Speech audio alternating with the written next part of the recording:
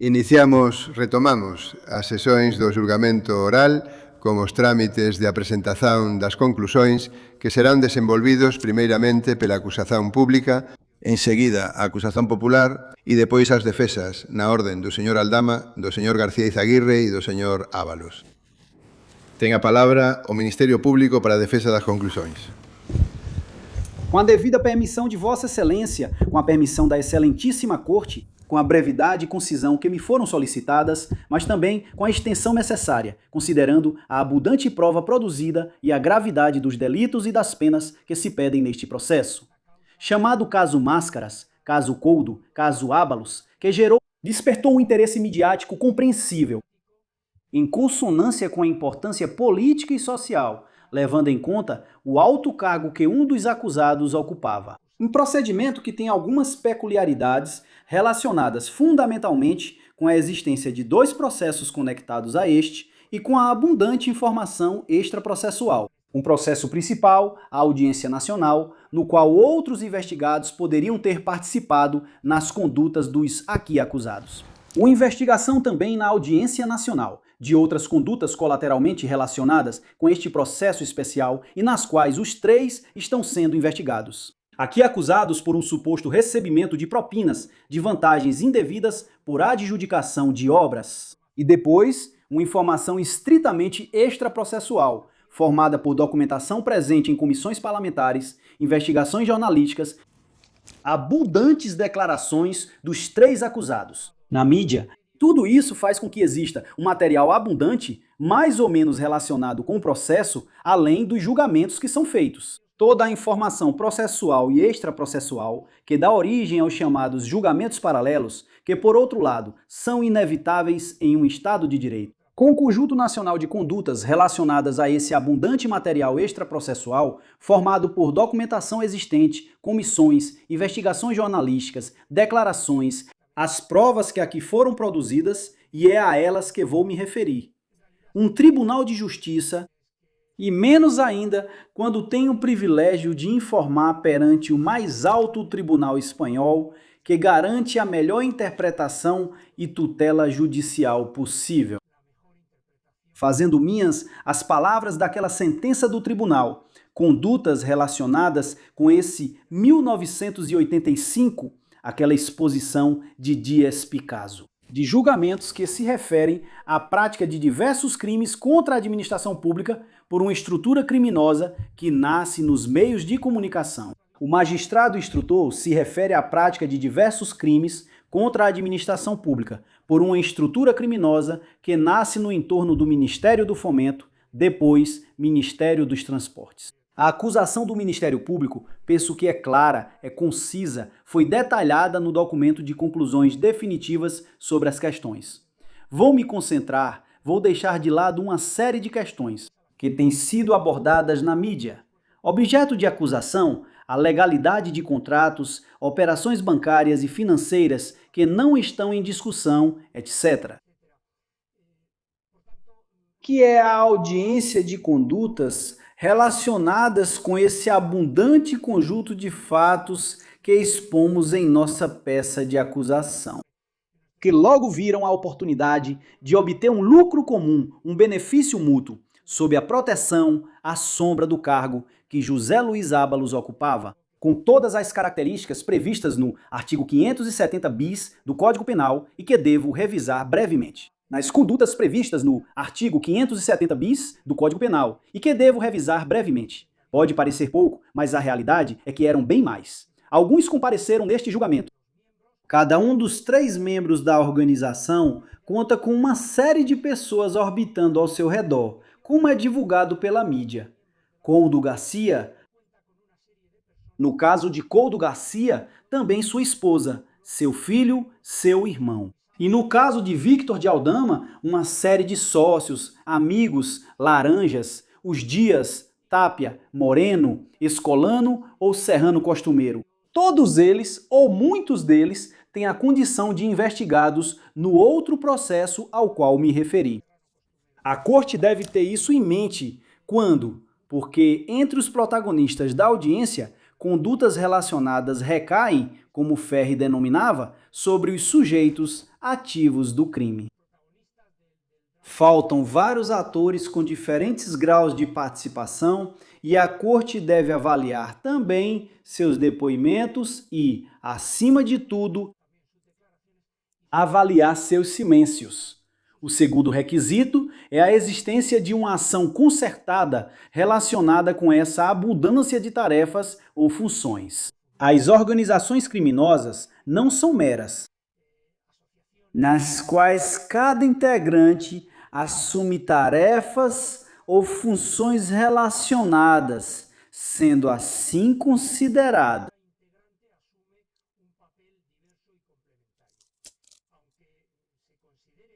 de modo geral, esta Câmara sabe, e já declarou isso nos meios de comunicação, que a estrutura hierárquica não é uma característica essencial da organização criminosa. Na audiência, dizia-se que orbitam ao redor deles, que também o chamam de chefe, inclusive a secretária de Victor de Aldama. Os julgamentos que foram apreciados são divulgados na mídia, de que quem paga manda e quem paga e exige é Aldama. Mas também seria necessário fazer uma segunda observação a essa consideração. E é que Aldama não intervém em alguns dos crimes pelos quais Ábalos e Coudo estão sendo acusados. Uma coisa que também precisa ficar clara quando se comparam as penas de Aldama com as de Ábalos e Córdoba,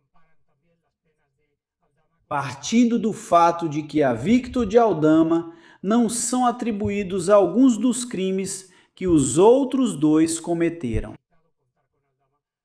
Que não precisaram de nada relacionado a isso, divulgam na mídia. O número 3, e certamente não era o número 1, o presidente do governo, como com notável ousadia, Victor de Aldama lhe atribui esse papel.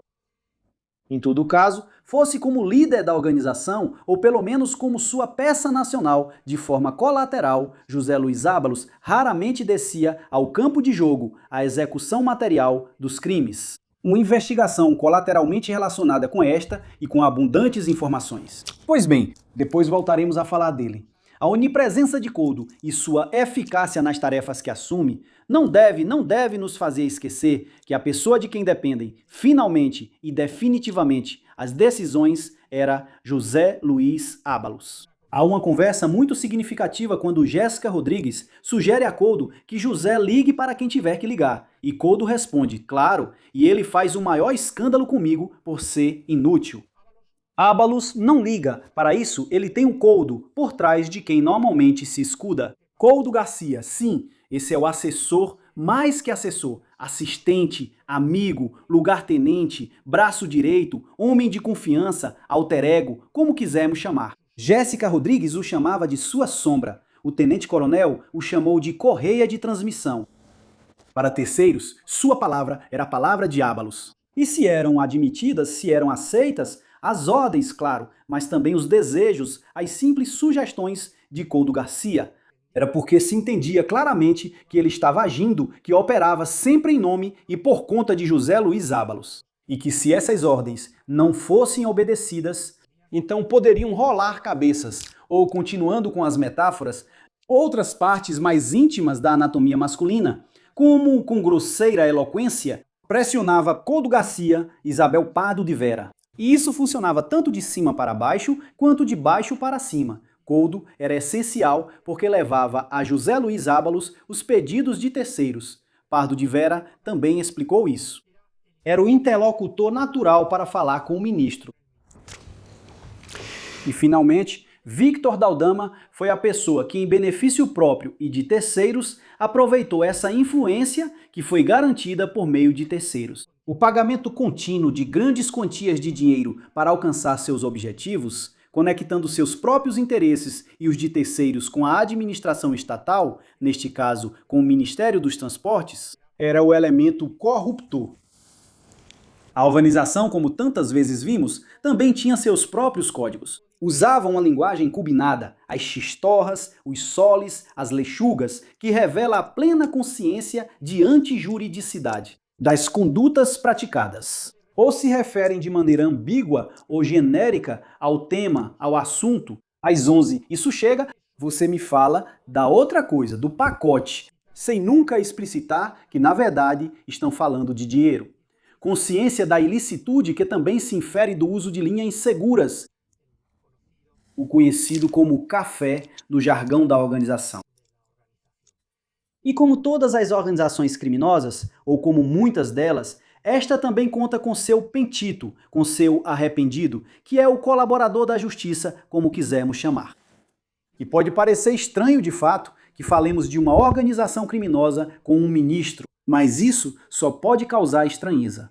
Desde a adoção de moldes criminológicos, hoje já superados, que associam a organização criminosa a finalidades ligadas ao tráfico de drogas, ao tráfico de armas, de seres humanos. Há muito tempo que as organizações criminosas perceberam as vantagens que a corrupção oferece, o apoio político que a corrupção proporciona e a enorme quantidade de dinheiro que se pode ganhar com a corrupção, nessa simbiose perfeita em que uns oferecem a capacidade econômica e outros, os funcionários, as autoridades, a capacidade de remover os obstáculos por meio da facilitação de licenças, contratos, reuniões, etc. Engrenagem essencial dela.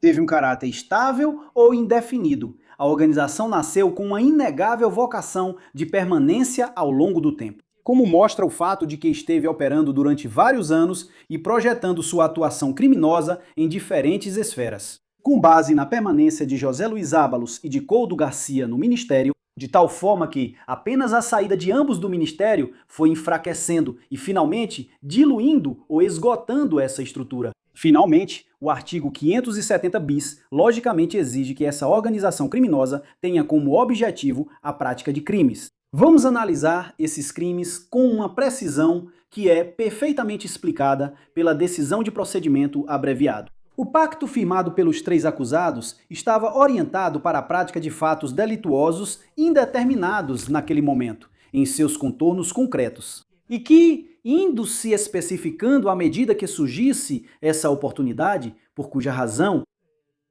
Victor de Aldama entregava quantias periódicas de dinheiro para garantir essa oportunidade quando ela surgisse.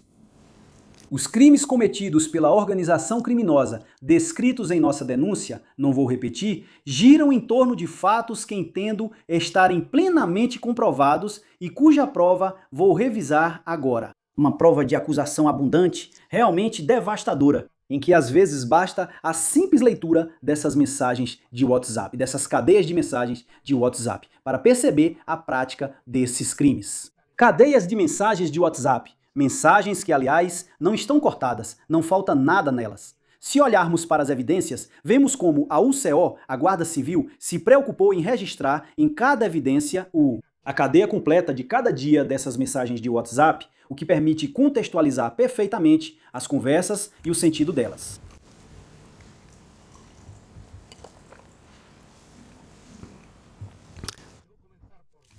Devo começar me referindo ao pagamento dos 10 mil euros de Aldama para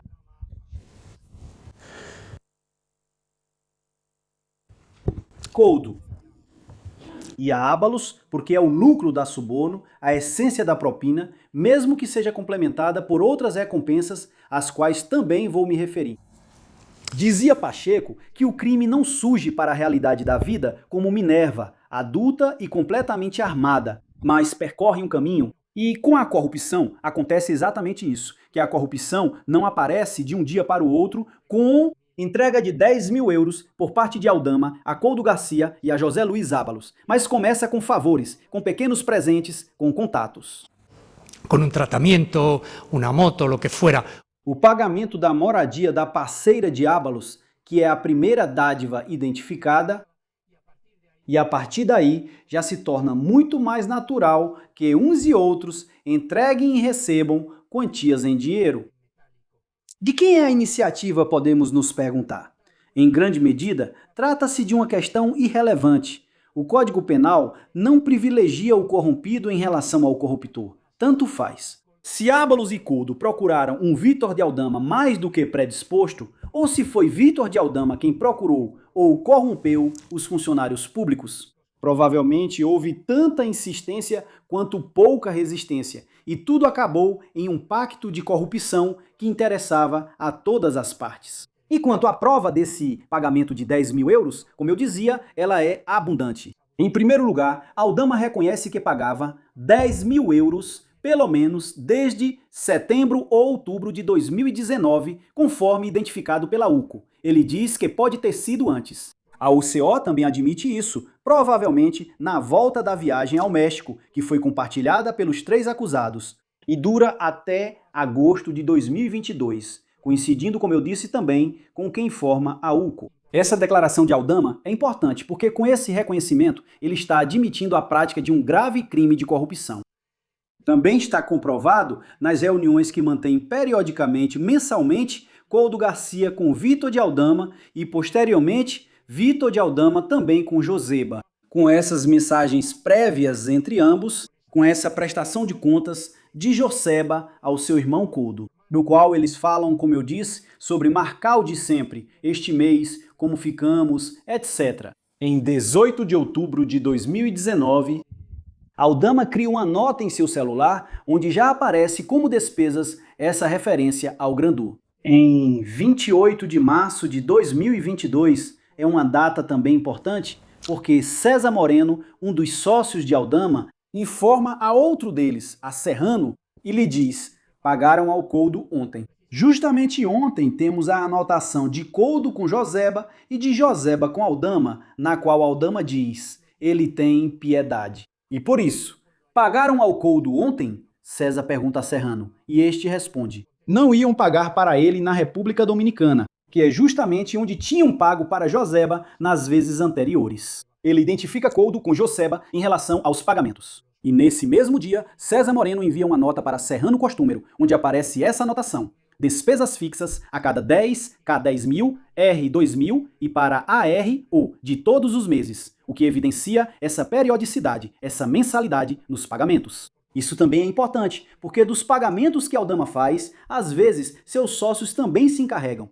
Serrano Costumeiro paga na República Dominicana, Alberto Escolano se encarrega do pagamento do apartamento de Jéssica Rodrigues. Temos a nota apreendida na residência de Couto, depósito em dinheiro de 10 mil, e diante disso temos explicações francamente inconsistentes. A explicação tediosa da reclamação pelo carro defeituoso, que supostamente justificaria. Reuniões periódicas mensais durante mais de um ano entre Joseba e Aldama, entre setembro de 21 e setembro de 22. É tão pueril que realmente fica entre o patético e o comovente. Que uma dessas entregas acontece em 2021, no final de 21, na República Dominicana. Também não há dúvida de que Vítor de Aldama, sem liquidez na Espanha, manda Joseba receber esse pagamento na República Dominicana. Ouvimos o testemunho verdadeiro e completo de Arantxa Granel, com muita clareza, determinante. Além disso, comprovado por seus próprios WhatsApps e por suas próprias mensagens de áudio, tanto para Joseba quanto depois para seu chefe, Serrano Costumeiro, nos quais ela fala expressamente sobre o problema. Pagamento de 10 mil euros ao legionário. E todos lembramos dessas referências ao legionário. As explicações desajeitadas de Joseba sobre sua viagem à República Dominicana, porque ele precisava conhecer uma pessoa, uma garota, e comprar pitaias e outras coisas. E que por isso viajou para Santo Domingo, em vez de Punta Cana, também foi desmentido, na medida em que seus interesses, ou melhor dizendo, que ele viajou para Santo Domingo por engano, quando a recepção do dinheiro havia sido estabelecida em Punta Cana, como uma divertida Arantxa conta a Serrano Costumeiro no áudio de 2 de novembro de 2020. As conversas na República Dominicana para receber instruções e prestar contas de sua gestão são com Couto, não com Aldama, como se pretende que ele tivesse ido à República Dominicana como emissário de Aldama. Isso não faz nenhum sentido à luz das provas apresentadas. Observe, Excelência, como os irmãos de interiorizada teriam a quantia de 10 mil euros. Quando Joseba pergunta a Coudo Garcia sobre o câmbio de 10 mil, Coudo Garcia responde 8.800 e pergunta: Joseba também disse isso ao seu irmão? Em cada enrascada você me coloca, e não sem razão. Bem, além de todos esses dados documentais, também temos que conectar isso com a análise patrimonial de Coudo Garcia, com a dificuldade que é seguir o rastro do dinheiro em espécie, logicamente, mas esse rastro de dinheiro em espécie, essa análise patrimonial de Coudo Garcia, reforça a existência dessa fonte oculta de renda e até mesmo do valor recebido, que se conecta perfeitamente com esses 10 mil euros por mês. Temos um aumento significativo de depósitos em dinheiro nas contas de Joseba a partir de março de 2020. Transferência das contas de Joseba Garcia para as contas do irmão dele por pelo menos 97.400 euros. O papel de Joseba como laranja de Coudo, figurando como titular de nada menos que a residência principal de Coudo Garcia. O relatório da UCO, que detalha 224 mil euros depositados em contas de Joseba sem justificativa e 138 mil nas de Coudo, tudo isso foi tentado explicar, justificar, com alguns envelopes do Partido Socialista. A defesa de Coudo trouxe uns papéis confusos, preenchidos pelo próprio Coudo, que dizem não terem sido apreendidos pela UCO. Órfãos de detalhes e que não provam nada, porque no fim das contas, o Partido Socialista quantificou os pagamentos em dinheiro a Ávalos e à Secretaria de Organização, que seria gerenciada por Coudo, mas se trataria, claro, de compensação de despesas previamente incorridas, com que o efeito patrimonial seria neutro, a menos que Coudo apresentasse despesas falsas ou se apropriasse das indenizações destinadas a terceiros em nome dos quais atuava. Em todo caso, esses pagamentos, note o tribunal, por parte do Partido Socialista, cessaram no ano de 2019. Entre 2017 e 2019, Coudo recebeu 11.200 euros e Ávalo 19.638 euros. Com isso, nada disso explica o aumento patrimonial de Coudo Garcia, desviado parcialmente para as contas do seu irmão, que depois transfere para as próprias. Uma vez comprovado que Coudo Garcia recebia e que fazia isso de forma clandestina, a questão, claro, é se esses fundos também estavam destinados a José Luiz Ábalos. Temos a declaração de Victor de Aldama, que diz isso claramente e explica, mas além disso, isso se encaixa na lógica dos pagamentos. Não faz nenhum sentido que esse elemento corruptor, que é Victor de Aldama, pague essas quantias de dinheiro exclusivamente ao subordinado, ao assistente do ministro. E que essas quantias não tenham como destino, logicamente, quem tem o domínio do fato das decisões que vão ser tomadas em benefício do próprio Victor de Aldama.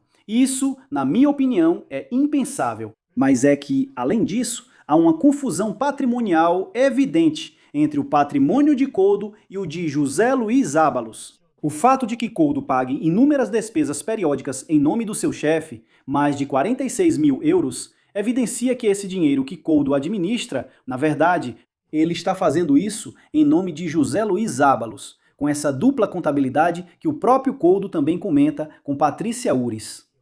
No total, há pelo menos 94.800 euros que Ábalos não teria compensado a Coudo Garcia. Valor obtido a partir da análise das conversas interceptadas em evidências digitais. Temos que considerar, como diz a UCO, que Coudo Garcia e José Luiz Ábalos passavam a maior parte do tempo juntos, então muitas dessas operações não têm registro no WhatsApp, mas sim eram combinadas verbalmente. De qualquer forma, os aumentos de entradas em dinheiro de José Luiz Ábalos, 60 mil euros no período de 18 a 24, reforça a ideia dessa fonte oculta de renda, opaca. Se prestarmos atenção, especialmente ao fato de que, no mesmo período, não há saques de suas contas. José Luiz Ábalos explicava que, durante sua fase como ministro, ele não tinha despesas, mas o fato é que esse padrão, esse comportamento, se prolonga muito além dessa data. E o retorno à normalidade bancária, uma vez que no ano de 23, no ano de 24, a Aldama deixa de pagar, eles deixam de ter essa fonte de renda. Chama a atenção, portanto, que ainda se ouça essa pergunta: de onde está o dinheiro? Ou que para Ábalos pareça pouca coisa ter encontrado 95 mil euros sem justificativa. Ele perguntava retoricamente, ou também perguntava ao Ministério Público: este é o grande caso de corrupção. Mas realmente sabemos que Ábalos não precisa das suas contas para atender às suas necessidades. E nesse sentido, é muito expressiva a conversa com Coldo Garcia, na qual o próprio Coldo se escandaliza por terem gasto 470 mil euros em 2 anos, algo que o próprio Ábalos corrige, dizendo: não, homem, foram 400 e poucos mil, mas não tanto, né? E também está comprovado que Victor Ábalos lhe fornece fundos periodicamente, sempre em dinheiro vivo. Em resumo, os acusados não conseguiram dar uma resposta válida para aquela pergunta que as vizinhas da garota do 17 faziam. No velho couplé, de onde ela tira tanto, como consegue se destacar assim? É uma pergunta que todos nós, cidadãos espanhóis, deveríamos fazer em relação aos funcionários públicos e que, aproveitando, devo dizer, deveriam ter feito. Os diretores, os gerentes das agências bancárias, onde foram depositadas essas enormes quantias de dinheiro em espécie, esses pagamentos e o contato prévio com Coldo e Ábalos teriam permitido a Aldama acessar pelo pátio reservado às altas autoridades o elevador do ministro e circular livremente pelo ministério, acessando as dependências reservadas do ministério, algo que já comprovamos, não preciso nem lembrar. Em detalhes, os depoimentos de Ana Aranda, a secretária do ministro, da própria Pardo de Vera, do subtenente da Guarda Civil, José Luiz Rodrigues, durante todo o período em que foi ministro. Ábalos, o secretário-geral de Portos, Sanches Manzanares, que disse que considerava Aldama mais parte do ministério do que da empresa que facilitava as máscaras. Ábalos diz que repreendeu Coldo Garcia pela presença constante de Aldama na área reservada do ministério. Não disse por que o repreendeu, nem parece que depois dessa suposta chamada de atenção tenha havido qualquer mudança. Parece, na verdade, uma piada perguntar sobre o homem que lhe deu uma opção de compra no apartamento da Castelana. Estranhar que essa pessoa que lhe facilita o apartamento da alcaidesa e com quem viajou para o exterior esteja presente. É impossível não lembrar do cínico Capitão Renault de Casablanca. Coldo, que escândalo! Me dizem que Aldama vem muito por aqui. E logo depois, aqui estão seus ganhos, ministro. Dessa forma, Aldama, já instalado, enraizado na área nobre do ministério, tem esse conhecimento privilegiado das necessidades do ministério. Já em abril de 2019, em um áudio que tivemos a oportunidade de ouvir anteontem, Coldo e Ábalos perguntam por Gonzalo. Coldo diz a Ábalos que ele está fazendo as coisas direito e que é o único que não pegou nada. E o único que tem que resolver todo o assunto com você, diz Coldo a Ábalos, com você. E ele está colaborando. Tem que dar algo para Victor. E em breve vão ter a oportunidade de retribuir, porque Aldama, no fim das contas, quando chega março de 2020, não podia deixar escapar os contratos lucrativos de máscaras. Yes.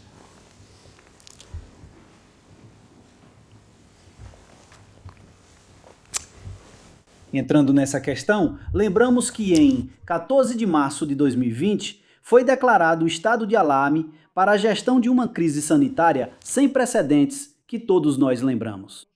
Não podemos abstrair das circunstâncias que ocorreram nas aquisições de material de proteção quando os parâmetros comerciais usuais cederam diante das circunstâncias excepcionais.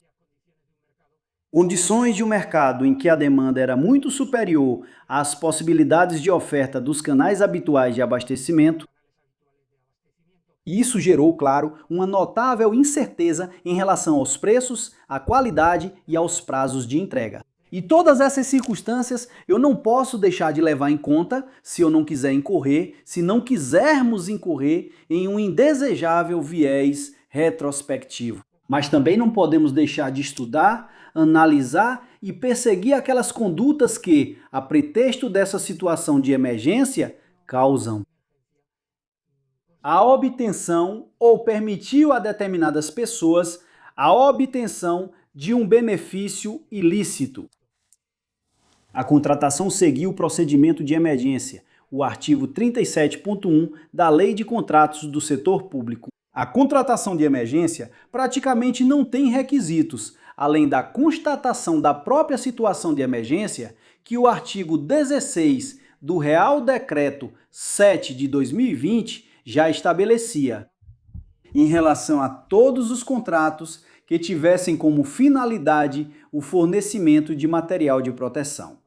E o único requisito é a execução no prazo de 1 mês e a prestação de contas ao órgão correspondente, neste caso, ao Conselho de Ministros, nesse mesmo prazo, justificando que a contratação se limitou ao estritamente indispensável para atender à emergência e aos danos decorrentes dessa situação de emergência. Portanto, é muito difícil que na documentação que consta no procedimento de emergência, na tramitação de emergência, possamos encontrar alguma irregularidade, algum descumprimento. Simplesmente porque a contratação de emergência, de fato, não tem nenhum procedimento. Justamente por isso, não acusamos de prevaricação. Mesmo que nessa contratação tenham sido deixados de lado, como foi feito, os critérios de objetividade e imparcialidade que devem reger a ação administrativa. E, em suma, o contrato foi concedido de forma arbitrária.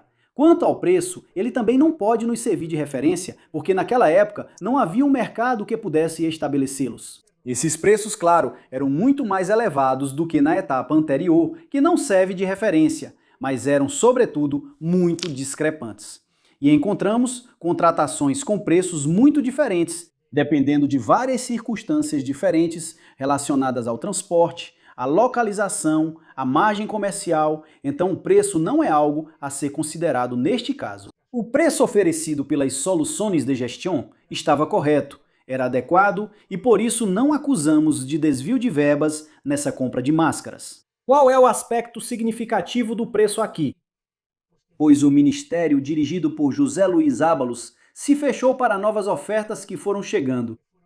Não é que as descartasse, é que nem sequer as levou em consideração, porque já havia um acordo fechado, prévio, estabelecido com Victor de Aldama, que não podia ser modificado. Então temos que nos perguntar, qual é a conduta ilícita que se atribui aos acusados? E essa é a existência de um acordo prévio e privilegiado com Aldama, que nesta adjudicação se infere de, em primeiro lugar, o reconhecimento do próprio Victor de Aldama. O fato de que a ordem ministerial é emitida muito depois do acordo, que o número de máscaras é decidido pela empresa, conforme seus desejos, não pelas necessidades da administração. Isso é importante, também é dito pela auditoria do Ministério, que em vez de definir o objeto da emergência com base nas necessidades estritamente necessárias para atendê-las, aqui, o que deveria ser feito é ajustar a essas necessidades e depois, logicamente, buscar um fornecedor que se adeque a essas necessidades.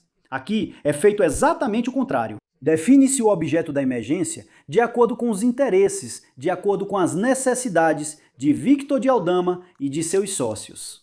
A outra consideração importante, o papel decisivo e impróprio que Couto Garcia assume na tramitação desses contratos. Isso foi dito pelas testemunhas que depuseram neste julgamento e meios foram detectados, tanto os formais quanto os informais, entre os diferentes funcionários do Ministério, e isso é explicado pela UCO e também pelo relatório de auditoria, não só o relatório de auditoria do Ministério, mas também os 3 relatórios complementares. O que todos eles concordam é na distorção que ocorreu em todo o processo, diz. Ao seu cargo, o excesso de atribuições reconhecidas de fato a um assistente do ministro, muito distante de sua função própria em relação ao impulso dos procedimentos de contratação ou de gestão e que exerceu uma influência indevida, direta, sobre os órgãos de contratação. Em definitivo, um relatório de auditoria no qual algumas brilhantes inspetoras do Ministério, no Ministério por caminhos distintos, chegam exatamente às mesmas conclusões que chega a UCO. Vamos revisar brevemente as datas da contratação de máscaras. No dia 14, como eu dizia, é decretado o estado de alarme. Quando Aldama fica sabendo Ele fica sabendo por José Luiz Ábalos antes, quando o governo ordenou a centralização das aquisições de máscaras. O próprio Ábalos reconhece isso, e Vítor de Aldama diz isso em detalhes. Ábalos parece que reconhece que sim, que contou isso para Couto, mas que ele deveria estar presente por lá, claro, como sempre. Vítor de Aldama. Com essa informação e com esse acordo com o ministro e com seu assistente, Aldama entra em contato com Juan Carlos Cueto, que lhe fornece as empresas do seu grupo, entre elas Soluciones de Gestión. No dia 16, já temos um contrato entre Soluciones de Gestión e as empresas do grupo Cueto para o fornecimento de máscaras. E chama a atenção da sala que no anexo 1 deste contrato, 16 de março, no anexo 1 já se fala de uma oferta de Portos do Estado por 8 milhões de máscaras. A partir de agora, trata-se simplesmente de maquiar a situação, de adaptar a contratação a esse acordo. Assim, no dia 19. 3 dias depois de Aldama já saber que se trata de Portos do Estado e que são 8 milhões de máscaras, o Ministério encomenda o processamento da oferta aos Portos do Estado. No dia 20, pela manhã, Couto entrega em mãos ao subsecretário, o segundo do ministro, a oferta da Soluciones de Gestión. Ele só entrega essa, foi o que disse o subsecretário. Couto não se lembra de quem a entregou a ele, mas não pode ser outro senão Vítor de Aldama. Não há outra possibilidade. E claro, não há nenhum vestígio de qualquer outra oferta a qual mencionam genericamente tanto Couto Garcia quanto José Luiz Ábalos. Se elas existiram, com certeza foram direto para o lixo. A oferta da Soluciones de Gestión é encaminhada aos Portos do Estado e no dia 20, à tarde, são assinadas sucessivamente as 2 ordens ministeriais. No dia 21 é quando as empresas, quando o público fica sabendo pelo Diário Oficial a oferta de Portos do Estado, a necessidade, o órgão contratante e o número de máscaras. No dia 21. E as empresas preparam ingenuamente suas ofertas para o Ministério, que vão chegando, logicamente, dias depois, a partir do dia 23, 24, 26. Todas mais baratas, todas mais econômicas do que as das Soluciones, mas chegam tarde, já está tudo fechado com as Soluciones de Gestión. Várias testemunhas do Ministério dos Transportes já prestaram depoimento. E vimos como, por um lado, havia a atuação de funcionários que, de boa fé, estavam iniciando e tramitando a contratação. E, por outro lado, uma decisão tomada livremente por José Luiz Ábalos, por Couto Garcia, em conexão, em contato, em conivência com Vítor de Aldama. E está plenamente comprovado o controle de Ábalos, tanto diretamente quanto por meio de Couto, sobre essa adjudicação. Intervém pelo menos em 2 ocasiões para solucionar os problemas que vão surgindo. Em primeiro lugar, com a mudança da ordem a qual nos referimos ao longo do julgamento. E a Corte conhece isso perfeitamente. Essa primeira ordem ministerial de 4 milhões de máscaras, que responde à decisão técnica, à decisão da subsecretaria, com base no relatório feito pela secretaria, a Secretaria Técnica da Subsecretaria. 4 milhões de máscaras para 15 dias, que era a previsão naquele momento, porque o estado de alarme havia acabado de ser declarado para esse período. Como a decisão da ordem é encaminhada para Portos do Estado, como o secretário-geral dos Portos a encaminha para Vítor de Aldama. Ele pergunta, já me avisa? Está claro que Vítor de Aldama diz através de Couto Garcia, 8 milhões ou nada. Quem diz isso é o subsecretário. Ele diz isso ao ministro. O ministro emite essa nova ordem. Segundo ele, era o que sempre tinha em mente. E é crível, 8 milhões de máscaras era o que havia sido acordado com Vítor de Aldama. E se corrige e emite essa nova ordem de 8 milhões. A decisão, portanto, é de Aldama. Que pode ser razoável que fossem 8 milhões em vez de 4? Bem, é possível. Mas nessa data temos que levar em conta que o estado de alarme tinha acabado de ser declarado e que só foi prorrogado por mais 15 dias no dia 27. E que, de qualquer forma, isso não é o relevante. O relevante é que o ministro e Couto já concordaram com Aldama que tem que ser 8. E são 8 não porque estejam pensando em 30 dias ou em 15 dias. São 8 porque quem decidiu foi Vítor de Aldama, de acordo com as necessidades de fornecimento que ele tem e, logicamente, para maximizar seu benefício. Esse acordo correu certo risco. Também vimos isso neste julgamento, porque a maioria dos envolvidos do Ministério não fazia parte desse acordo. E como Soluções de Gestão, embora no dia 20 ele tivesse se comprometido a entregar as máscaras no prazo de 24 horas. Chegamos ao dia 24 e ele não tinha entregue nenhuma máscara, só fez isso no dia 28. No dia 24, o presidente de Portos do Estado, Francisco Toledo, dirige-se ao secretário-geral de Portos do Estado, Sancho Manzanares. E ele diz: tenho outra oferta melhor. Esses não entregam as máscaras. Estou prestes a rescindir. Sanches Manzanares comunica isso ao subsecretário, o subsecretário fala com o ministro diz: não, continuamos com a que tínhamos, não muda nada. Paralelamente, também Sanches Manzanares se dirige a Coldo Garcia e o alerta de que disse ao seu presidente que José Luiz Ábalos está conduzindo diretamente as negociações.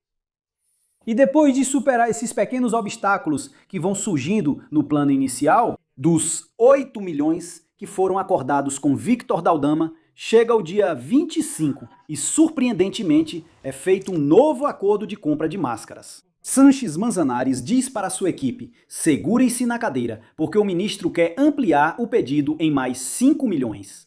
Esse novo pedido já é muito difícil de justificar, porque já foi ampliado para 8 milhões. Com a desculpa, com o pretexto atual, não. Então, de que o estado de alarme vai ser prolongado no dia 25, mais 5 milhões, não tem justificativa. E não tem justificativa porque não são cumpridos os requisitos da contratação de emergência.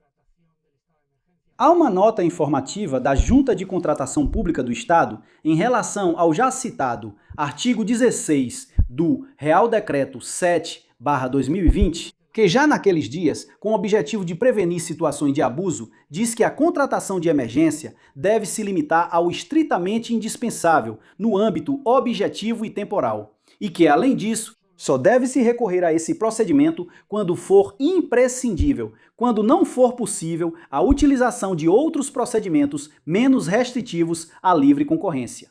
E nenhum desses dois requisitos foi cumprido. Quem alerta é Belém Cabaleiro, da Puerto del Estado, e técnica da Puerto del Estado. E isso é dito no relatório de auditoria. Por quê? Porque nessa data não há uma previsão de necessidade de mais máscaras.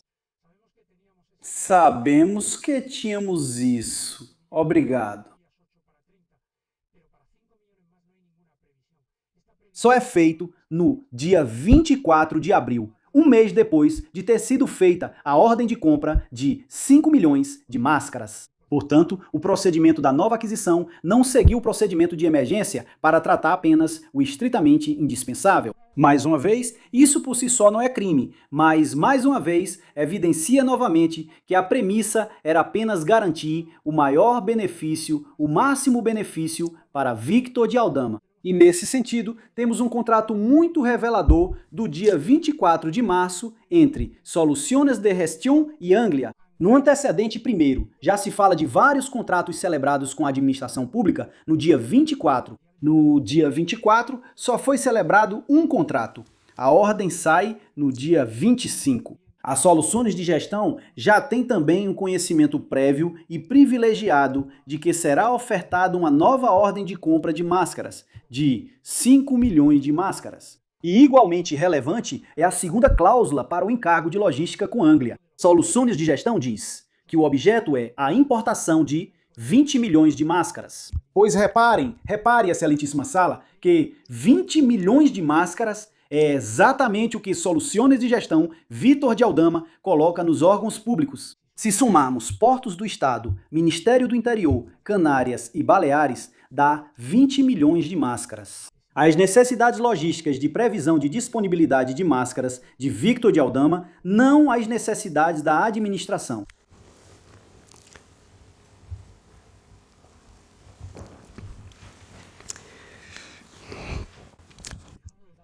Deixando de lado as máscaras, vou me referir agora mais brevemente a outros assuntos. Em primeiro lugar, a outra dádiva a qual me referi, o pagamento do apartamento em que Jéssica Rodrigues morou durante quase 3 anos. É o primeiro pagamento de Aldama a José Luiz Sábalos, o início da corrupção a qual me referi anteriormente, já em março de 2019. Logo depois, ou pouco depois, de voltar da viagem de Sanches ao México, que aparentemente tanto os aproximou, é um pagamento em claro benefício de José Luiz Sábalos. A relação de Jéssica com José Luiz Sábalos não se discute, está plenamente comprovada. Quem diz isso é o próprio José Luiz Sábalos. Foi explicado com toda clareza por Jéssica Rodrigues em um depoimento que o promotor considera plenamente convincente. Fundamentalmente porque se conecta perfeitamente com todas as evidências documentais que temos no processo. Eu perguntava para Jéssica, ela respondia, e quando eu mostrava algum documento, algum WhatsApp, ela sempre respondia a mesma coisa. Ela dizia: "Pois é exatamente isso que estou lhe dizendo, senhor promotor." Mostramos os áudios para ela, mostramos os WhatsApps para ela. A duração também está comprovada, que não termina em dezembro de 2019. Mas sim que José Luiz Sábalos, posteriormente, por qualquer motivo, continua cuidando dela. De que seja renovado o apartamento para ela, o contrato. De que sejam renovados os contratos dela. Contratos públicos em empresas públicas, às quais depois vou me referir. E que era para o exclusivo benefício e aproveitamento de Jéssica Rodrigues, isso também está, e de José Luiz Sábalos, está perfeitamente comprovado. Não era para reuniões de negócios. Tentaram introduzir essa explicação aqui. Não há a menor evidência documental sobre isso. Alberto Escolano explicou, Vitor de Aldama explicou. Também ele, Vitor de Aldama, explicou por que o pagamento é feito através de Alberto Escolano, em versões complementares de um e de outro. De por que é Alberto Escolano quem se ocupa do pagamento do apartamento. A sala se lembra disso e não é necessário que detalhe isso agora. Podemos nos perguntar sobre Coldo, por que Coldo não desfruta desse apartamento? Mas entendemos que ele é claramente um cooperador necessário nesse delito. Primeiro porque é ele quem pede a Aldama que realize esse pagamento, segundo disse o próprio Victor de Aldama. E depois porque ele se preocupa tanto com Aldama quanto com Alberto Escolano, indistintamente pressionando um ou outro para que o pagamento continue. E consta a resposta ríspida de Aldama quando Coldo lhe pergunta por que o aluguel não foi pago. E também se preocupa até mesmo em pagar algum mês do próprio bolso para dar continuidade a esses pagamentos, que depois lhe são reembolsados, para que continue ainda por mais um ano o pagamento do aluguel. E aqui se tentou explicar ou esclarecer que Jéssica foi apresentada a Ábalos por Aldama. Com relação ao que o Ministério Público, pelo menos, não tem nenhuma evidência, nem encontrou nenhuma evidência no processo, mas que, se fosse assim, também não vejo a relevância que isso poderia ter, devo me referir agora à contratação de Jéssica em empresas públicas.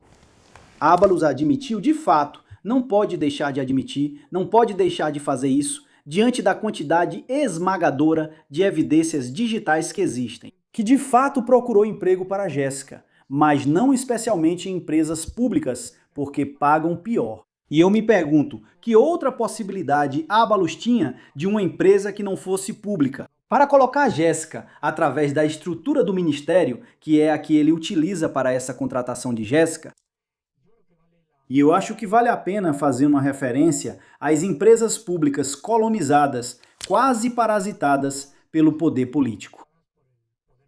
Em contraste com o que está previsto no artigo 103 da Constituição, o que causa certa desolação. O interesse geral é um conceito jurídico determinado, que não pode ficar submetido à vontade política arbitrária, como já explicava há anos Garcia Enterria. As empresas públicas não podem ser espaço para colocação discricionária. As empresas públicas não podem ser o refúgio, o cabide de empregos para políticos, sustento de familiares, amigos ou amigas, entre as quais se incluem aquelas que são eufemisticamente chamadas de sobrinhas.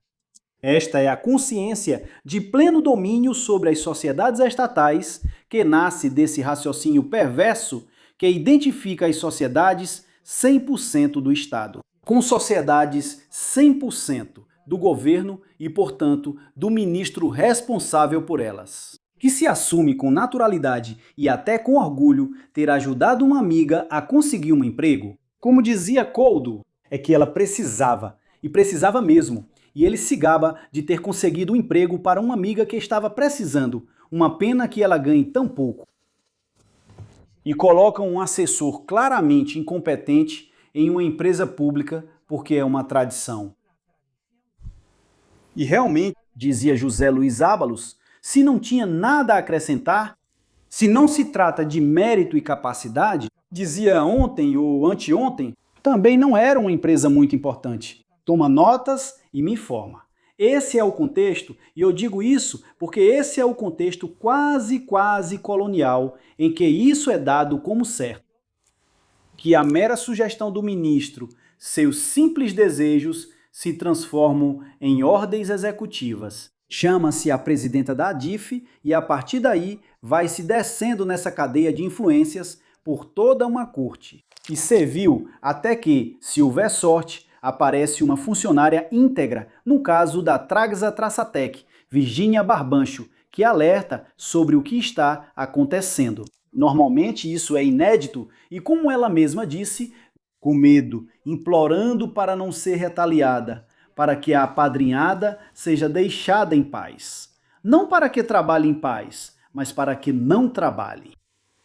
Foi assim que Ignácio Saldiva disse que a presidente da ADIF ligou para ele para que não incomodasse Jéssica. Existem mensagens de Jéssica com Koldo. Quando Jéssica fica incomodada porque suas superiores ousam ligar para ela com um tom ruim, dizem, me ligam, me pedem, ela reclama de suas superiores para Koldo. E não é difícil reconstituir a recomendação, por assim dizer, de Saldiva aos funcionários da Tragsa Traxatec. E a reclamação de Jéssica para Koldo? Não é difícil conectar esse elo entre Koldo e Saldiva. Para que essa reclamação de Jéssica seja transmitida aos responsáveis das empresas públicas, para que Jéssica fique tranquila, esteja tranquila e não precise trabalhar pelo salário tão pequeno que recebe. Ela não vai se incomodar em ir. Está plenamente comprovado que Koldo, amando de Ábalos, exerce essa pressão. Pressão moral eficiente sobre Pardo de Vera para que sua parceira comece a trabalhar na Ineco em fevereiro de 19. É curioso, Isabel Pardo diz que ela se limitou a encaminhar o currículo. Ela diz, só fiz isso. E disse, enviar um currículo não significa nada, e eu discordo profundamente dessa afirmação. Enviar um currículo não significa nada, depende de quem o envia. Se é enviado à presidenta da ADIF, ao presidente ou aos órgãos da empresa participada pela ADIF e pela ADIF Alta Velocidade, aí sim tem muito significado. Mais ou menos como foi explicado. Traxatec, em seu relatório de conformidade normativa, havia a circunstância anômala de que a contratação da Ineco e da Traxatec era imposta pelo cliente, pela ADIF, sempre. Isso está estabelecido no relatório de conformidade normativa. E de Ineco passa-se para Traxatec em apenas 2 dias, o que fica a cargo de Pardo de Vera através de Ignácio Saldiva. Na Traxatec, o rastro também é mais do que evidente. Temos o depoimento de Virgínia Barbancho, que prestou o mesmo depoimento em vários procedimentos, inclusive na comissão de investigação. Estão documentados os e-mails dela com Saldiva, eles aparecem no relatório de conformidade normativa. Temos a nota de Virgínia Barbancho, que fez questão de anotar sobrinha do ministro na planilha do Excel. Temos que Ignácio Saldiva, em suas certificações pessoais, anotou sobrinha em relação a Jéssica Rodrigues, a ADIF. E temos o verdadeiro escândalo que ocorreu entre os responsáveis, entre os superiores de Jéssica Rodrigues, como dizia Sérgio Gotti Botea. Virgínia Barbancho, um escândalo dos grandes, o fato dessa pessoa não trabalhar e como foi protegida pelas instâncias superiores.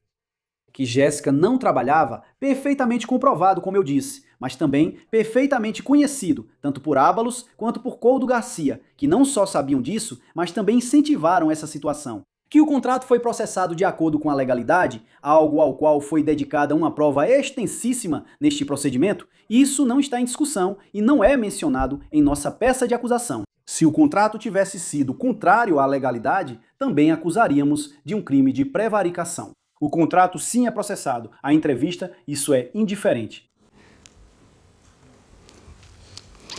Também temos que nos referir à contratação de Cláudia Montes na Loja Israel. Um tráfico de influência tão comprovado quanto o de Jéssica nas mensagens do WhatsApp e nas declarações de Cláudia Montes, de Isaías Taboas e de José Ângel Mendes. Temos a mensagem de Ábalos para Coldo. A de Astúrias não dá para colocar. Na Adif, Renf, algumas de suas subcontratadas. Coldo sim resolveu. Mensagem de Coldo para Isaías Taboas. Te mando o currículo. A de Astúrias para Gisela. Giron, o presidente da Renf, nomeado por indicação do próprio Ábalos. Logicamente, ao chegar ao ministério, ele encaminha para o responsável de recursos humanos. E daí para os Log Israel, para o gerente, para José Ângel Mendes, como declarou nesta sala. Cláudia, certa da contratação, já antes de ser contratada, agradece ao Coldo Garcia. Obrigado, obrigado, obrigado, não vou decepcionar vocês. E então Coldo já disse para mim, não, o senhor já sabe. Posteriormente, o cargo é protegido com unhas e dentes pelo Coldo, fiel, cumpridor dos desejos de seus chefes. Porque acontece que a Cláudia não gosta do seu local de trabalho, que podia ser inadequado, e decide unilateralmente parar de ir ao local, provavelmente por indicação do próprio Coldo. Não vá. Isso, como todos os trabalhadores da Espanha sabem, os que não têm padrinho, normalmente resulta em um processo disciplinar. E assim ele faz. Seu superior, Henrique Martínez, comenta com o gerente, José Ângel Mendes, que inicia um processo. Cláudia procura seu protetor, Coldo Garcia, a quem ela sempre chama de seu chefe. Mesmo que a surpreendente condição de conselheiro da Renf de Coldo Garcia não lhe dê autoridade para se envolver na gestão da Loja Israel, mas ele faz isso e age de duas maneiras, uma mais ortodoxa. Ele se dirige a Isaías Taboas, o presidente da Renf. Pouco depois, Isaías Taboas responde, pronto, o problema está resolvido. E também aborda o problema de outra forma, de maneira mais grosseira. Ele liga para Henrique Martínez e o pressiona, ameaça de certa forma, dizendo que resolvam o problema porque cabeças vão rolar. Não sabemos se foi por causa desse aviso de Coldo Garcia ou por outro motivo. O fato é que quem abriu o processo, José Ângel Mendes, foi demitido, não soube explicar o motivo e foi substituído por Oscar Gomes, que curiosamente não compartilha da opinião do demitido. Arquiva o processo e faz um novo contrato para Cláudia Montes, no que poderia ser claramente outro novo tráfico de influência, de qualquer forma, embutido no anterior. Sem desvio de verba, nesse caso, porque Cláudia Montes, tirando aqueles dias em que aparentemente ia à biblioteca, ela realmente foi trabalhar em seu posto de trabalho. Isso é tudo.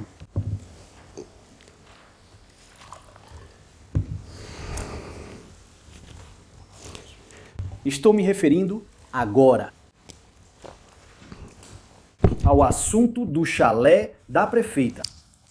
Lembramos como Carmen Pano apresenta Aldama a Cláudio, com base nas relações que ela e sua filha Leonor têm no ministério. Aldama organiza com Coldo a reunião no Ministério da Indústria em dezembro de 2020. Cláudio fica encantado. Ainda bem que o padrinho está no controle. Eles dão como certo que a licença será concedida, tanto que já trocam várias mensagens em que até acreditam que a licença já vai ser obtida imediatamente. E em uma reunião em março ou abril de 2021, Aldama, na presença de Carmen Pano, diz a Cláudio que o ministro quer uma casa. Isso é declarado por Aldama, é declarado por Carmen Pano. Essa casa é a Alcaidesa e o chalé é comprado em 1º de julho de 2021. O que acontece? Que algumas semanas depois, Ábalos e Coldo são demitidos e começa a preocupação. Aldama tenta tranquilizar Cláudio, Leonor, mas a coisa não vai bem, que o preguiçoso saia do caminho. E em outubro começa a cobrança dos aluguéis não pagos, que não se esperava que fossem ser quitados.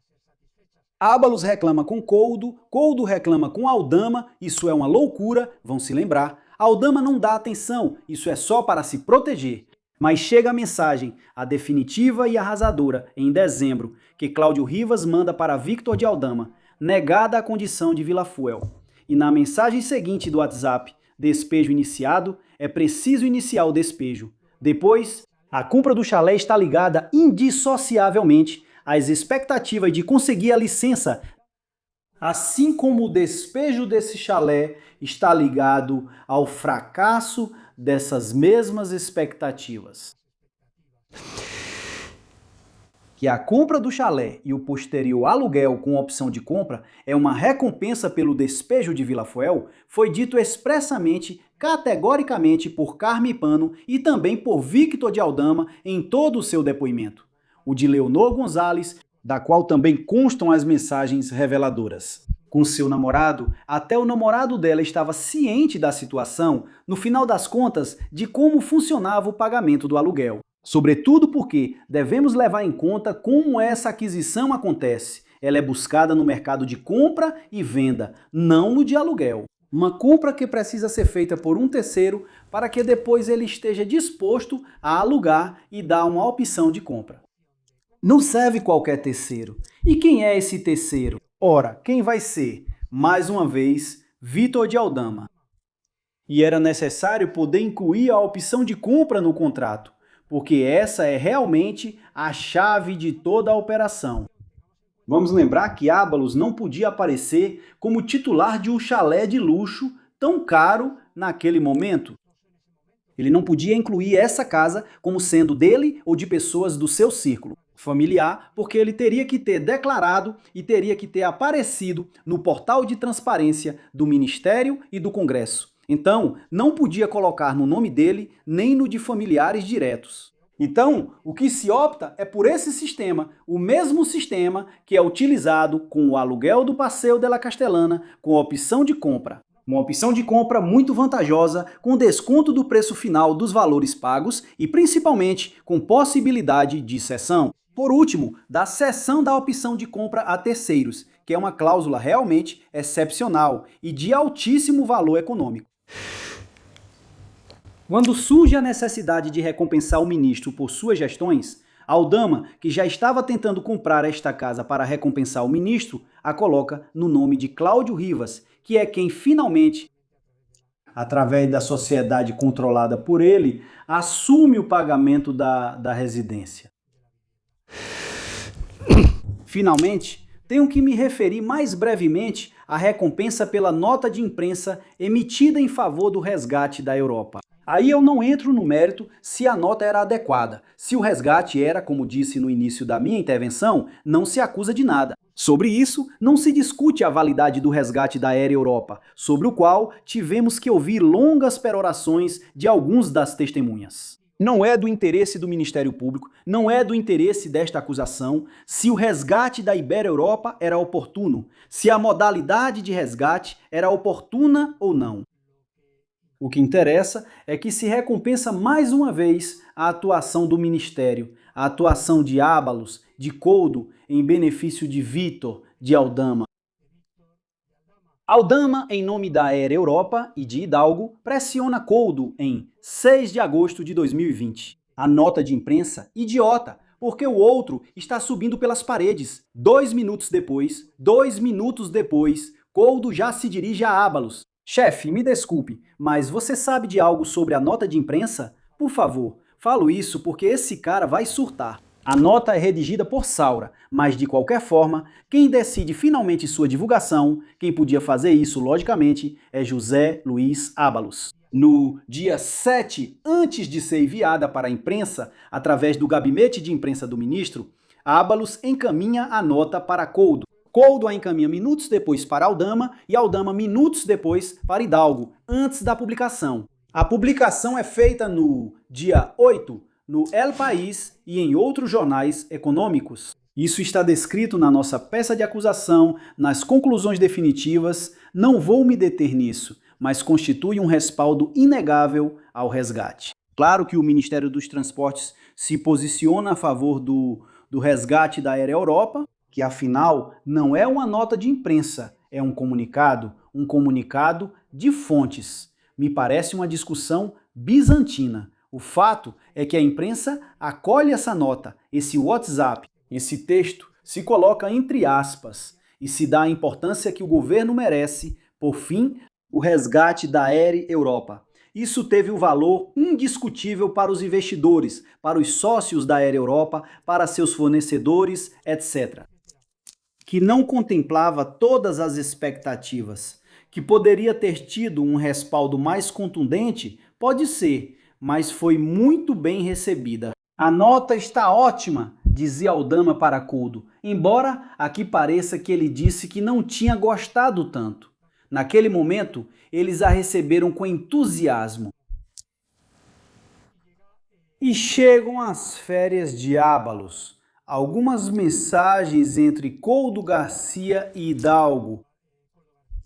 O encaminhamento de Ábalos da notícia do El Confidencial, na qual aparece expressamente a declaração de José Luiz Ábalos para Couto Garcia.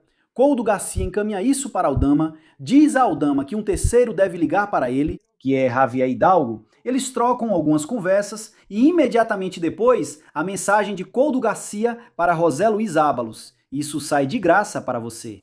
Pelos transtornos causados, não pelos transtornos que eu te causei, nem nada disso, mas sim pelos transtornos causados em geral. Quem paga? Bem, na verdade, não sabemos. O entorno de Aldama, supostamente um terceiro, que Aldama não quer envolver nesse crime. Sabemos que Aldama tinha a habilidade de fazer com que terceiros assumissem suas obrigações, como fez com Cláudio Rivas e o chalé. Mas, de qualquer forma, na explicação dos danos na casa de Couto, eles não estão de forma alguma comprovados.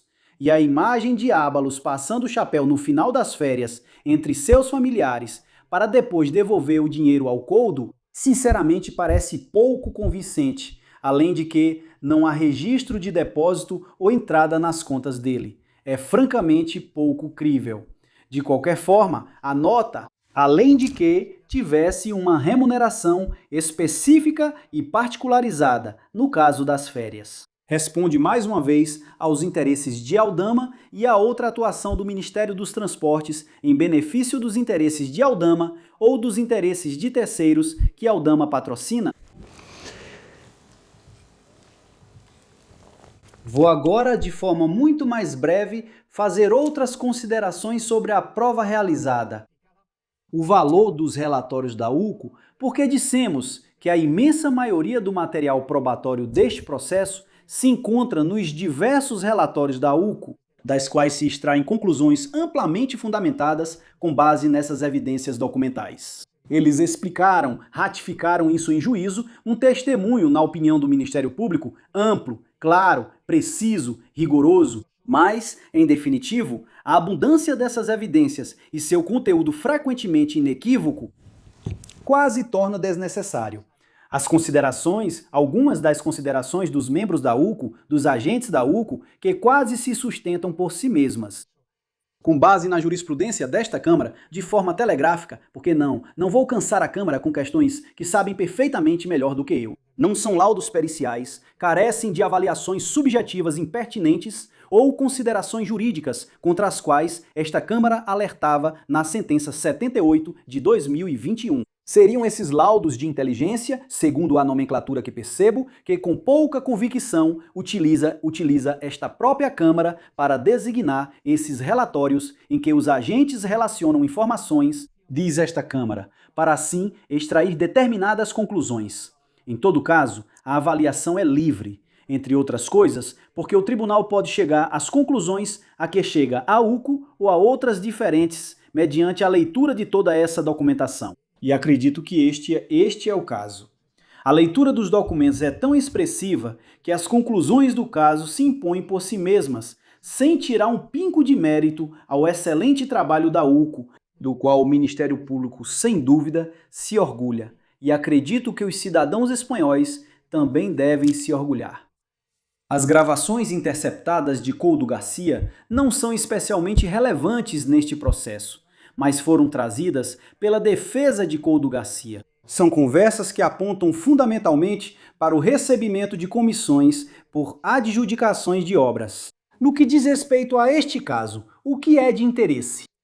A referência à conversa sobre os 200 e poucos mil euros que Ábalos reconhece ter gasto em 2 anos sobre as entregas periódicas de dinheiro do filho dele, ao fato de que Couto paga a pensão de outro filho com fundos que recebe de um construtor e ao fato de que Aldama está se comportando muito bem e precisa ser recompensado. Tudo isso está nas conversas, além de muitas evidências sobre a contratação de obras públicas, que não são objeto deste processo. Vieram os peritos de eletrônica, de criminalística, da Guarda Civil e também vieram os peritos da defesa, com o resultado conclusivo que esta corte pôde apreciar e que eu acredito que pode ser perfeitamente avaliado, e nisso eu não vou insistir. A cadeia de custódia. Eu mencionei isso nas questões preliminares e não quero me repetir nem voltar a citar jurisprudências impertinentes que acabam sendo até pouco recomendáveis ou causam certo constrangimento.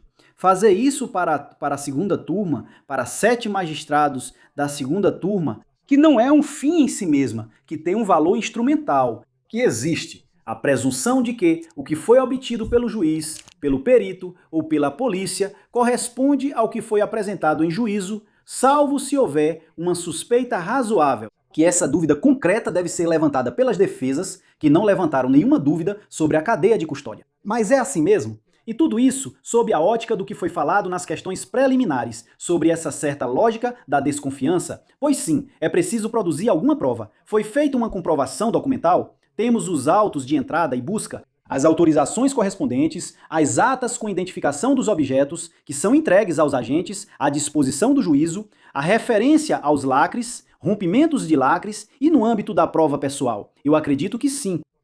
Foi muito importante o depoimento dos membros da Guarda Civil que participaram da intervenção.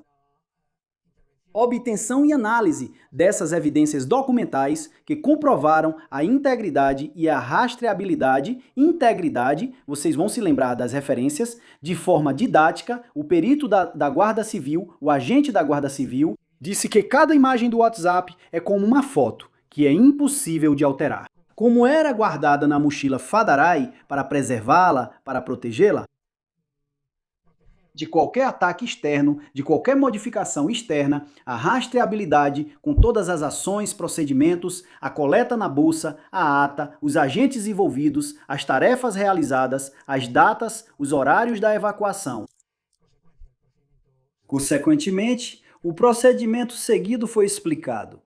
Estou narrando isso ao tribunal de forma um pouco apressada por causa dessa urgência que me foi exigido e que acredito, além disso, que é necessário, e porque penso que em todo caso está perfeitamente comprovado. Se devo me referir, para finalizar com a prova, à declaração de Vítor de Aldama.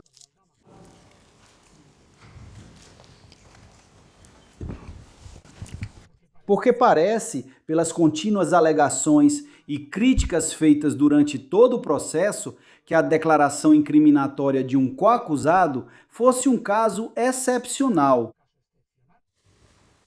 Nunca vista em nossos tribunais, chegou-se a ressuscitar a antiga expressão de ornitorrinco processual, que volto a ouvir em um procedimento 25 anos depois de ter sido utilizada com pouco sucesso por um advogado catedrático que defendia um secretário de Estado da Segurança do julgamento dos fundos reservados para qualificar ou desqualificar outro secretário de Estado, também defendido por outro renomado advogado e catedrático de direito penal, que, ao contrário do primeiro, admitia sim o pagamento de sobressalário, o desvio de fundos reservados no Ministério do Interior.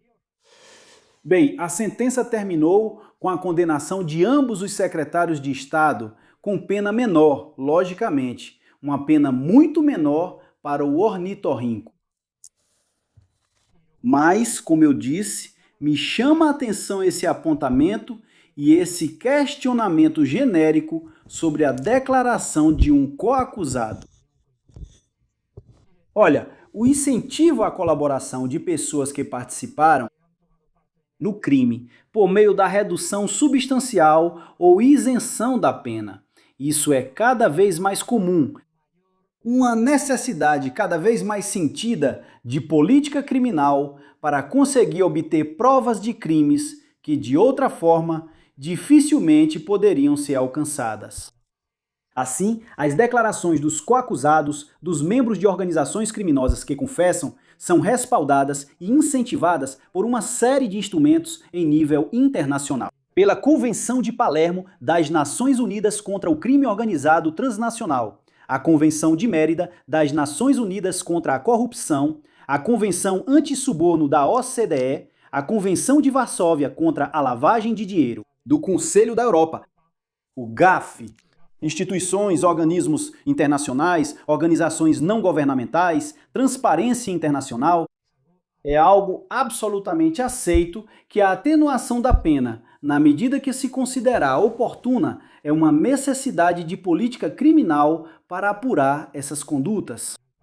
E no nosso Código Penal nós temos isso. E a tendência legislativa nas reformas do Código Penal é essa. E temos o artigo 574, o parágrafo 4º, em relação às organizações criminosas. E o artigo 434, na malversação, a última reforma na malversação, com a impensável redução da pena, aplicável em 1 grau e facultativa em 2 graus. O Código Penal, inclusive, avançou nos últimos tempos com a reforma da Lei Orgânica 14/2022 no campo da isenção.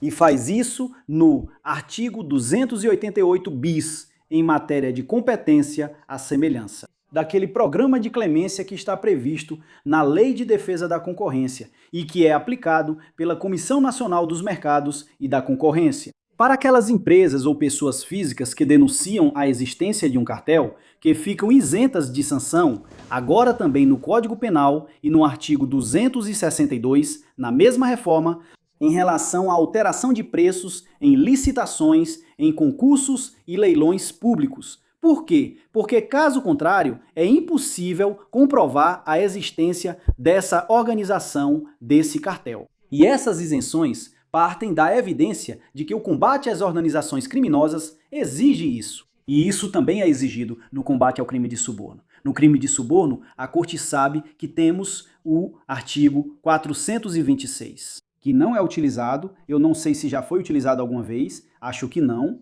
As exigências que essa isenção de responsabilidade impõe para quem denuncia o suborno, o pagamento da vantagem, são tão rigorosas, que não é fácil que seja aplicada. Mas, como eu disse, se realmente quisermos combater as organizações criminosas e a corrupção, devemos recompensar aqueles que saem desse ambiente criminoso e denunciam. Caso contrário, a lei do silêncio, que já está bastante difundida, e me refiro agora especificamente aos procedimentos, a este procedimento, aos procedimentos relacionados com este, vai prevalecer em qualquer investigação de corrupção. Agora, isso não quer dizer que a declaração do coacusado deva ser assumida de forma acrítica e elevada ao nível de prova por si só. O valor da declaração dos coacusados deve ser visto com muitas reservas, por conta do benefício que a própria declaração pode trazer. E porque a confissão não responde a propósitos benevolentes, nem a um desejo de colaborar com a administração da justiça,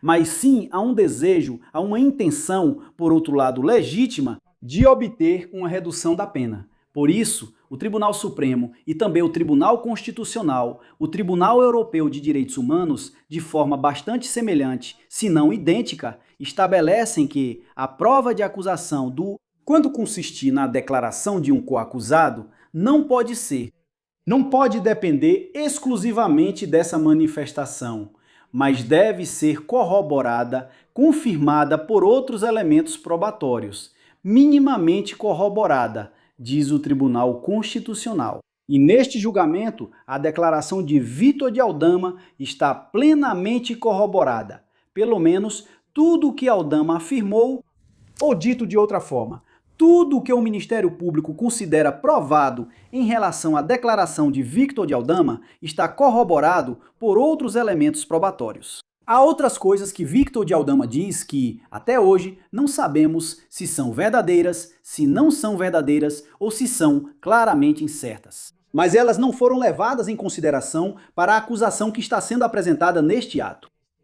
Portanto, devemos levar isso em consideração. Declaração corroborada por outros elementos. Também, e isso é muito importante, que suas declarações não são direcionadas, não foram feitas para ocultar ou minimizar a própria participação nesses fatos, mas que com sua declaração admitiu sua participação decisiva. As declarações, outros fatos vinculados àqueles que inicialmente não eram conhecidos pela equipe de investigação, também não eram conhecidos pelo Ministério Público. Após a conclusão da instrução, e ainda mais agora após a realização do julgamento, a prova é tão abundante que, de fato, podemos considerar que a declaração de Aldama não é a determinante, a decisiva para a comprovação de algumas dessas condutas, especialmente daquelas nas quais ele não participou, mas foi decisiva para avançar em muitos aspectos da investigação. Eu menciono isso na minha peça de acusação e não vou repetir para você. Por isso é possível, como faz a acusação popular, considerar a atenuante como muito qualificada. E também é admissível, como faz também em sua defesa, considerar ou valorizar, claro, a atenuante privilegiada do inciso 4 do artigo 15. Portanto, diante da cansativa ladainha do pacto com o promotor, o único que há por parte da promotoria é a estrita aplicação da lei. A promotoria não precisa de negociações, pactos ou reuniões com acusados, testemunhas ou peritos, que por outro lado são legítimas.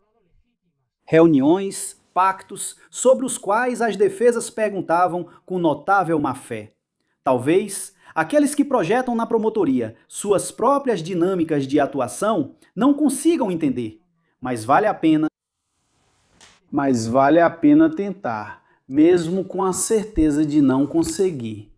Mas a Promotoria Anticorrupção, que nessas últimas semanas mantém a acusação em 3 julgamentos bem distintos. Tipos de corrupção política, de naturezas muito diferentes e de impacto acústico e social distintos. 30 anos depois daquele primeiro julgamento do caso Roldan, não tem nada pelo que se justificar. Bem, analisada a prova e sua validade, vou terminar agora, ainda mais brevemente, com as questões jurídicas. Em primeiro lugar, o crime de corrupção passiva. O enquadramento no artigo 419 me parece claro. Trata-se de atos contrários aos deveres inerentes aos seus cargos, realizados por ábalos e por coudo. Uma injustiça do ato que não consiste na ilegalidade formal ou administrativa, mas sim nessa contradição material relevante com o ordenamento jurídico, como já declarou esta Corte. A natureza delituosa ou não desses atos fica, como a Corte sabe perfeitamente, relegada à questão às normas do concurso de crimes, que aqui não se aplicam. As dádivas seriam o pagamento dos 10.000 euros, o aluguel do apartamento de Jéssica, no caso, as férias em Vila Parra. E os atos acordados pelo ministro, com a participação necessária de Couto Garcia, seriam os contratos de aquisição de máscaras e a nota do Air Europa. Há outro pagamento. E outra atuação que não se encaixa propriamente no 419 e que nem sequer se encaixa no 420. E é a compra do chalé em Del Acaideza como recompensa pelas gestões de Ábalos e de Couto.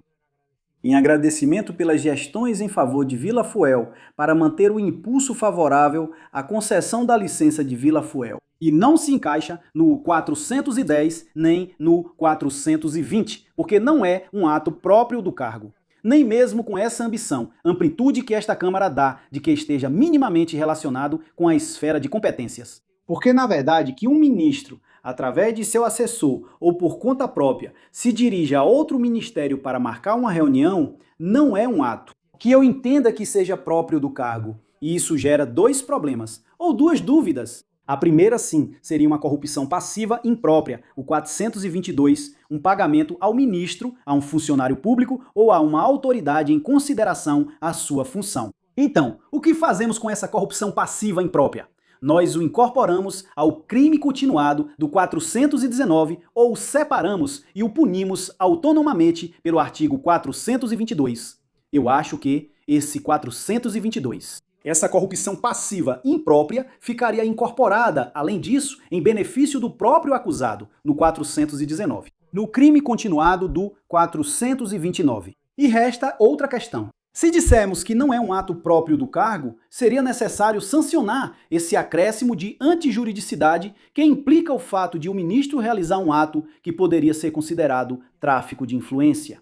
Em relação a encontro com o acordo, com a entrevista em outro ministério, ao qual depois me referirei, para descartar que isso seja um tráfico de influência. Coudo, assim como Abros, seria o autor material do suborno, recebe para si. Realiza o pagamento dos 10 mil euros mensais e já me referi também à sua atuação no âmbito das máscaras e também em relação ao apartamento de Jéssica.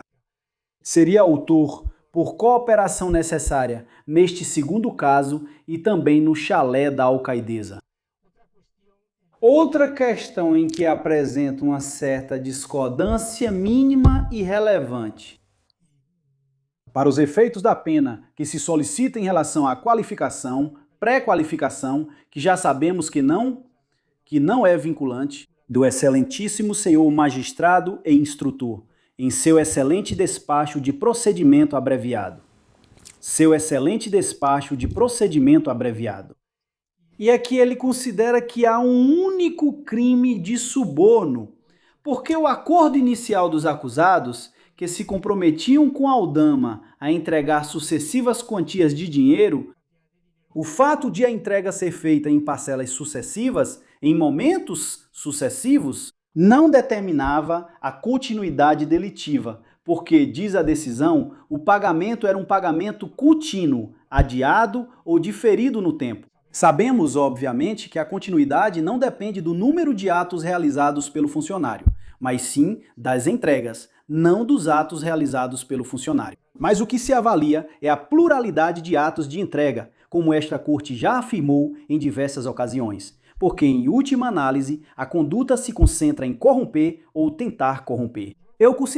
O Ministério Público considera que, além das quantias de dinheiro comprometidas desde o início, e isso é dito de forma contínua pelo magistrado e instrutor, esse pagamento sustentado, adiado, diferido. Há outras dádivas que foram surgindo antes, notadamente o pagamento da moradia de Jéssica Rodrigues, depois a compra do chalé na alcaidesa, que compõe, além dessas quantias de 10 mil euros diferidas no tempo, há outras ações, outros pagamentos que ficariam fora desse pagamento diferido e que dariam esse contexto de continuidade delitiva ao crime de suborno.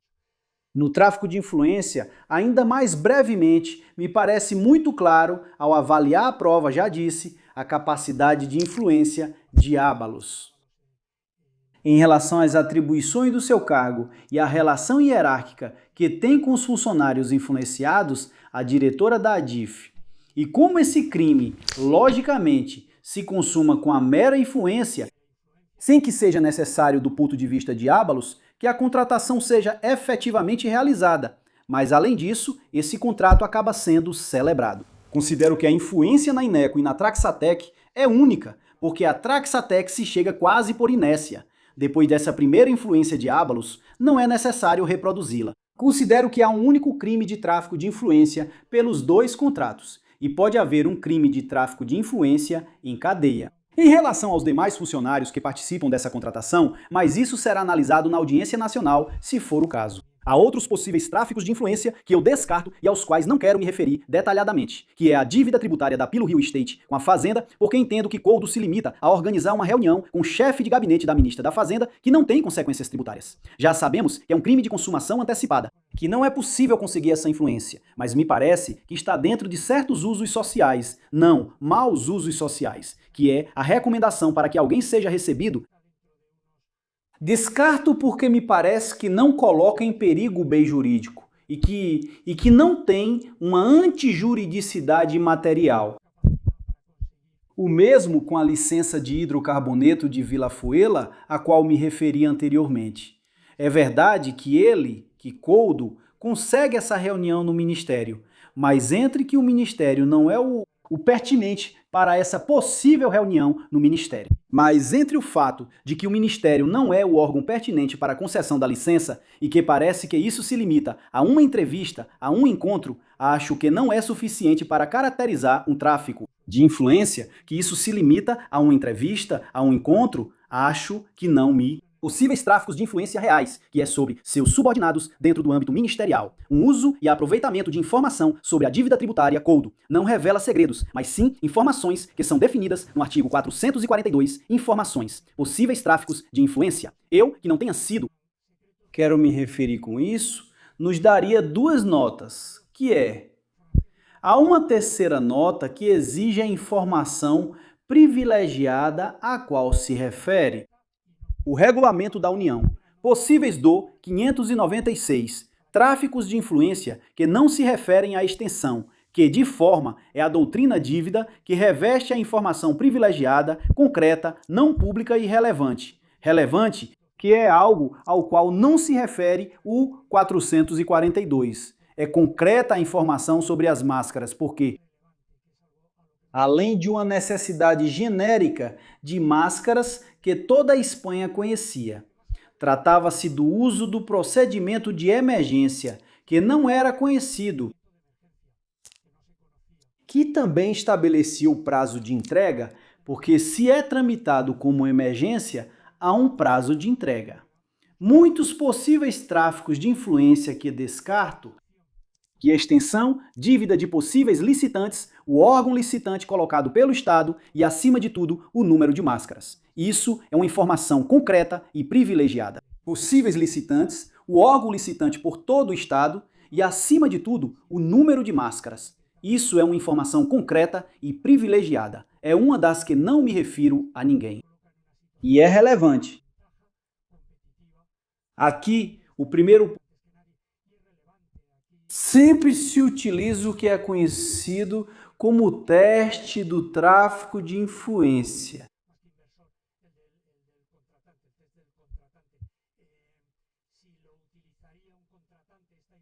Que aqui eu descarto. Aqueles que extensão, que é a dívida,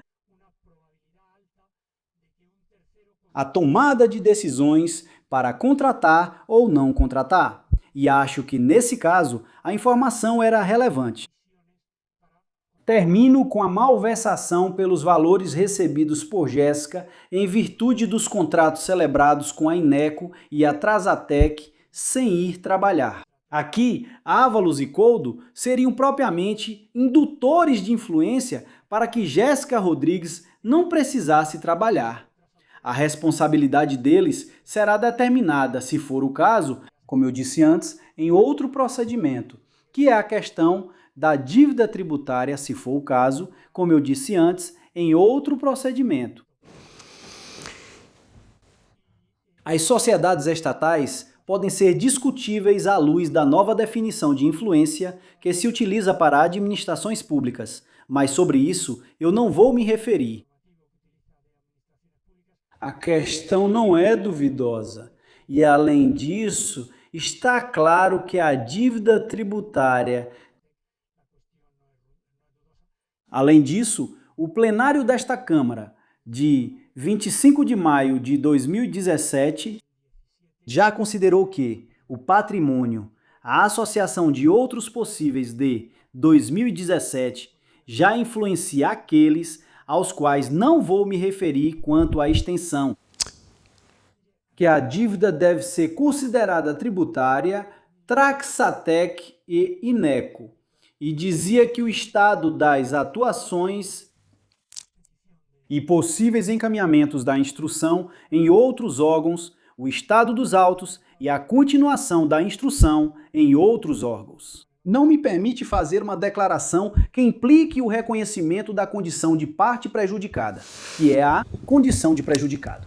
Eu acredito que, concluído o julgamento oral e diante do estado dos autos, essa condição de parte prejudicada está claramente caracterizada. A continuação perante outro órgão judicial não vai afetar a condição dessas sociedades como partes prejudicadas, apenas ao perímetro dos responsáveis pela malversação, mas não ao fato de que Ineco e Traxatec sofreram um prejuízo indiscutível pelo pagamento de salários a uma pessoa que não foi trabalhar. E isso, vejam só, mesmo que tenha havido descumprimento do programa de prevenção de crimes que já foram detectados no relatório de conformidade normativa no caso da Traxatec. Por quê? Porque esse crime de malversação do qual Couto e Ábalos são acusados não pode gerar responsabilidade penal para as pessoas jurídicas Ineco e Traxatec. Jéssica Rodrigues trabalhou na Ineco e na Traxatec. O laudo pericial da Traxatec diz isso muito claramente na página 270 e seguintes. Explica as condições de trabalho de Jéssica Rodrigues e determina claramente que ela depende organizacionalmente da Traxatec. Jéssica Rodrigues tem um cliente que é a ADIF, mas organizacionalmente e também em termos de remuneração, o trabalho dela é prestado para a Traxatec nesse âmbito organizacional. Pois bem, não havia nenhuma relação orgânica ou funcional. José Luiz Ábalos e Couto Garcia nessas empresas públicas. Também não na ADIF, se considerarmos que Jéssica trabalhava sob a dependência da ADIF, o que, insisto, não parece que fosse assim. Mas mesmo que fosse assim, nem Couto Garcia, nem José Luiz Ábalos atuam em nome ou por conta da ADIF, nem das outras duas pessoas jurídicas. Justamente por isso, tiveram que exercer uma influência externa. Justamente por isso, precisam cometer um crime de tráfico de influência, porque eles não atuam por conta ou em nome dessas pessoas jurídicas. E, portanto, não podem transferir seus delitos, não podem transferir a responsabilidade para as pessoas jurídicas. Não podem contaminar com sua conduta as pessoas jurídicas. Nem pelo inciso A do artigo 31 bis 1, nem pelo inciso B, porque não estão no seu âmbito organizacional, porque não atuam por conta dessas empresas. E em segundo lugar, e fundamentalmente ou igualmente fundamental, porque a conduta não gerou um benefício direto nem indireto para as pessoas jurídicas. Nem mesmo se entendermos o benefício direto e indireto, como faz esta Câmara, em um sentido tendencial, não concreto. Mas de nenhuma maneira se pode dizer que a contratação de Jéssica tenha gerado um benefício direto nem indireto para essas pessoas jurídicas. Bem, eu dizia que terminava no que se refere à minha acusação. Há uma acusação da acusação popular, que acredito que teve uma atuação de destaque no processo e prestigiou esta instituição, que acusa de falsidade pelo tema das permissões de mobilidade, os chamados salvo-condutos. Acredito que não é um documento oficial, mas sim uma autorização emitida por autoridade competente para justificar deslocamentos. Uma autorização administrativa de caráter temporário. Acredito que não é uma credencial com efeitos gerais. Ela era emitida então por prefeituras, empregadores, para o deslocamento de seus trabalhadores. Não tinha um valor identificativo geral, como um DNI, um passaporte. Podia ser um certificado, acho que só comprovava uma causa de mobilidade permitida, uma assistência médica, ir ao trabalho, cuidado de pessoas dependentes. Acho que aí isso não tem peso para considerar que isso é uma falsidade. Mas enfim, é discutível e a acusação popular vai defender isso e não digo que seja de forma alguma absurdo. Acho que o ponto central está na entrada em território espanhol, mas essa é outra questão que ficou fora do processo. A intermediação é do Couto para conseguir que esses cidadãos venezuelanos entrassem, muitas vezes ilegalmente, na Espanha com documentação falsa. Mas essa é outra história. E termino já, excelentíssimos senhores, com uma brevíssima referência final às penas solicitadas.